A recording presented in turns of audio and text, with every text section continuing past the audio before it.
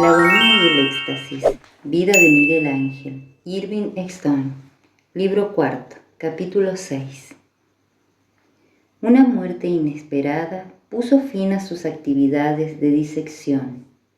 Mientras trabajaba en excelente estado de salud, Domenico Ghirlandaio contrajo una enfermedad y falleció 2 días después.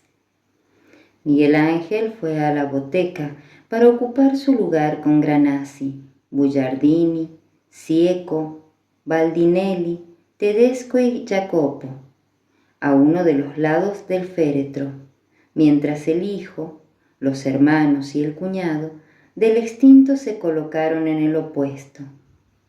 Muchos amigos acudieron a expresar sus condolencias y dar su último adiós al gran pintor. Todos juntos formaron en el cortejo fúnebre, siguiendo la ruta por la cual Miguel Ángel había conducido el carro de la apoteca el primer día que, como aprendiz, fue con los demás a pintar los frescos de Santa María Novella. Aquella tarde fue a visitar al pintor Bicellini y dejó la llave de bronce sobre las páginas del libro que el monje leía. Quisiera esculpir algo para su iglesia. El prior demostró alegría, pero no sorpresa. Hace mucho tiempo que siento la necesidad de un crucifijo para el altar central y siempre he creído que sería mejor de madera. ¿Madera? No sé si podré. Tuvo el buen sentido de no decir la madera no es mi vocación. Si el prior deseaba un crucifijo de ese material, entonces tendría que tallarlo en madera, aunque jamás había intentado trabajarla. No había ningún material de los empleados en la escultura que Bertoldo no le hubiera hecho manejar: cera, arcilla y las diversas piedras, pero nunca madera. Probablemente porque Donatello no la había tocado en los últimos 35 años de su vida, después de completar la crucifixión para Brunelleschi. Acompañó al prior, que lo condujo a través de la sacristía. Fra Bicellini se detuvo y le mostró un arco tras el altar mayor. ¿Te parece que ahí podrá caber una figura de tamaño natural? Tendré que dibujar los arcos y el altar en escala para estar seguro, pero creo que podría caber casi de tamaño natural. ¿Puedo trabajar en la carpintería del monasterio? Los hermanos estarían encantados de tenerte a su lado. Los hermanos, lejos de la carpintería, trabajaban con la luz del sol sobre sus espaldas, la cual penetraba por unas ventanas colocadas sobre los bancos de trabajo. En la tranquila atmósfera del taller, fue tratado como un carpintero más que llegase para producir un artículo útil entre los centenares que se necesitaban en Santo Espíritu. Aunque no había orden alguna de guardar silencio en el activo recinto, nadie a quien le gustase charlar se acercaba jamás a un monasterio de los agustinos. Aquello le convenía a Miguel Ángel. Se sentía como en su casa en el grato silencio, únicamente roto por los ruidos de las herramientas, serruchos, martillos, etc. El olor del aserrín resultaba agradable y trabajaba en las diversas maderas que el monasterio ponía a su disposición, con el fin de adquirir la mano necesaria para tallar ese material que él encontraba tan distinto del mármol. La madera parecía no defenderse. Empezó a leer el Nuevo Testamento, la historia de Cristo según las relataban Mateo y Marcos, y cuanto más leía, más se resistía de su mente la crucifixión cargada de terror y de agonía que podía verse en todos los templos de Florencia. para ser reemplazada por la imagen del prior Bicellini, animoso, completamente dedicado a su santa misión, mientras seguía a toda la humanidad en el nombre de Dios, con mente esclarecida y espíritu noble. Era una absoluta necesidad del carácter de Miguel Ángel ser original. Pero, ¿qué podía uno decir sobre Cristo en la cruz que no hubiese sido tallado, esculpido o pintado antes? Aunque el tema de la crucifixión jamás se le había ocurrido a él, tenía una verdadera ansia de hacer algo particularmente hermoso para justificar la fe que el prior tenía en él. La obra terminada tendría que ser intensamente espiritual, so pena de que el esclarecido monje se preguntase si no habría cometido un error al permitirle aquellas disecciones. Comenzó a dibujar frente a las más antiguas de las crucifixiones, las del siglo XIII, talladas con la cabeza y las rodillas de Cristo torcidas en la misma dirección, tal vez porque aquella era la forma más fácil para el escultor y porque el diseño evocaba, en términos emotivos, la simplicidad de una indiscutible aceptación. En el siglo XIV, los escultores mostraban a Cristo de frente, a pleno rostro, dispuestas todas las partes del cuerpo simétricamente a ambos costados de una línea de estructura central.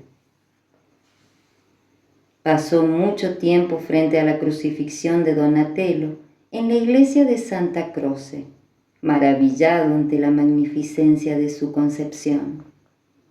Fuera cual fuere la emoción que Donatello hubiera intentado transmitir, había conseguido combinar la fuerza con una lírica realización, el poder de perdonar y de dominar, la capacidad de ser destruido, como así resucitado. No obstante, Miguel Ángel no sentía en su interior ninguna de las cosas que Donatello había sentido. Nunca había comprendido claramente por qué Dios no había podido realizar por sí mismo todas las cosas que encomendó a su Hijo hacer en la tierra. ¿Por qué necesitaba Dios un hijo?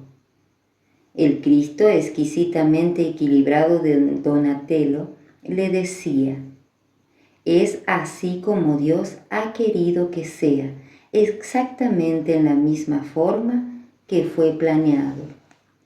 No es difícil aceptar el destino cuando el mismo ha sido ordenado de antemano. Yo he anticipado este dolor. Aquello no resultaba aceptable para el temperamento de Miguel Ángel. ¿Qué tenía que ver ese fin violento con el mensaje de amor de Dios? ¿Por qué permitió él que se produjese tal violencia cuando sin duda engendraría odio, temor, represalia y continuación de la violencia? Si él era omnipotente, ¿por qué no había ideado un modelo más pacífico de llevar su mensaje al mundo? Su impotencia para impedir aquella barbarie constituía un pensamiento aterrador para Miguel Ángel y tal vez también para el mismo Cristo. Mientras estaba al sol en la escandilata de Santa Croce, observando a los muchachos que jugaban al fútbol en la dura tierra de la plaza y luego, mientras caminaba lentamente ante los palacios de la Vía de Bardi, tocando afectuosamente las piedras labradas de los edificios, pensó: ¿qué pasó por la mente de Cristo entre la hora del anochecer, cuando el soldado romano atravesó con el primer clavo su carne, y la hora en que expiró? porque esos pensamientos determinarían no solamente cómo aceptó su destino, sino también la posición de su cuerpo en la cruz. El Cristo de Donatello aceptaba la crucifixión con serenidad, sin pensar en nada. El Cristo de Brunelleschi era tan etéreo que expiró al ser atravesado su carne por el primer clavo y no tuvo tiempo de pensar. Regresó a su banco de trabajo y comenzó a explorar su mente con el carboncillo de dibujo y la tinta. En el rostro de Cristo aparecía la inscripción: «Estoy en agonía, no a causa de los clavos de hierro, sino del óxido de la duda». No podía decidirse a expresar la divinidad de Cristo por medio de una cosa tan obvia como un halo. Tenía que ser expresada por medio de una fuerza interior, lo suficientemente poderosa para superar sus dudas en esa hora de severísima prueba. Era inevitable que su Cristo estuviera más cerca del hombre que de Dios. Todavía no sabía que iba a ser crucificado. No lo deseaba ni le agradaba, y el resultado fue que su cuerpo se veía torturado por un conflicto interior, desgarrado, como todos los hombres, por los interrogantes internos. Cuando estuvo listo para comenzar a tallar, tenía ante sí un nuevo concepto. Torció la cabeza y las rodillas del Cristo en direcciones opuestas, estableciendo por medio de aquel diseño una tensión gráfica, el intenso conflicto espiritual y físico interior de un hombre que es impulsado en dos direcciones. Talló su figura en la madera más dura que se disponía en Toscana, el nogal, y cuando hubo terminado con el martillo y el cincel, la repasó con papel de lija y frotó toda la superficie con aceite filtrado y cera. Sus camaradas carpinteros no formularon comentario alguno, pero se detenían ante su banco de trabajo para observar la obra de arte que iba surgiendo de sus manos. Tampoco el prior entró en la discusión del mensaje de aquella talla. Simplemente se limitó a decir: toda crucifixión de un artista es un autorretrato. Esto es lo que yo había soñado para el altar. Muchas gracias. El domingo por la mañana, Miguel Ángel llevó a su familia a Santo Espíritu y lo sentó en un banco cerca del altar. Su Cristo estaba allí, en la cruz, sobre ellos. Y su abuela murmuró: «Me hace sentir compasión hacia él. Hasta ahora siempre había creído que Cristo se apiadaba de mí». Ludovico no sentía compasión hacia nadie. Al ver la obra de su hijo, le preguntó: «¿Cuánto te han dado?». «Nada. Es un regalo que le hice al prior Bicellini». «¿Así que no cobrarás ni un escudo?». «El prior ha sido muy bueno conmigo y he querido pagarle la deuda que tengo con él». «¿En qué sentido ha sido bueno?». «Pues me permitió que copiase las obras de arte que hay en el monasterio. La iglesia está abierta a todo el mundo». «Me refiero al monasterio, su despacho y la biblioteca». «Es una biblioteca pública. ¿Estás loco? Trabajar gratis, tú que no tienes un miserable escudo. Y para un monasterio tan rico como este». Una copiosa nevada que duró 2 días y sus noches dejó a Florencia convertida en una ciudad blanca. El domingo amaneció claro, frío, brillante. Miguel Ángel estaba solo en su taller del Duomo, encogido sobre un brasero, intentando fijar en el papel el primero de sus bosquejos de Hércules. Un paje de Piero de Medici se acercó a él. Su Excelencia, Piero de Medici le pide que vaya al palacio. Se fue a la barbería del mercado. Allí se hizo cortar el pelo y afeitar el principio de bigote y barba que empezaba a insinuarse en su rostro.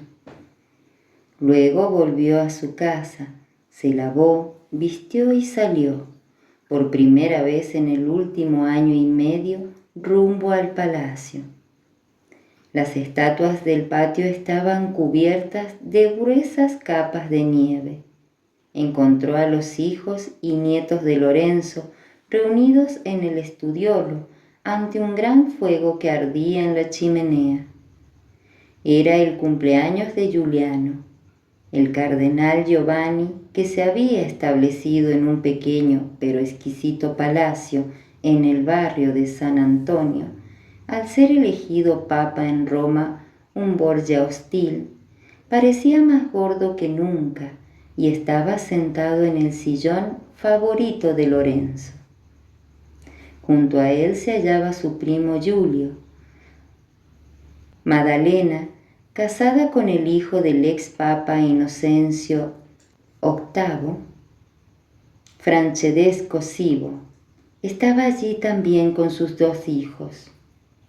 Vio asimismo a Lucrecia, casada con Jacopo Salviati, de una familia de banqueros de Florencia, que era propietario del hogar de Beatriz, la amada del Dante.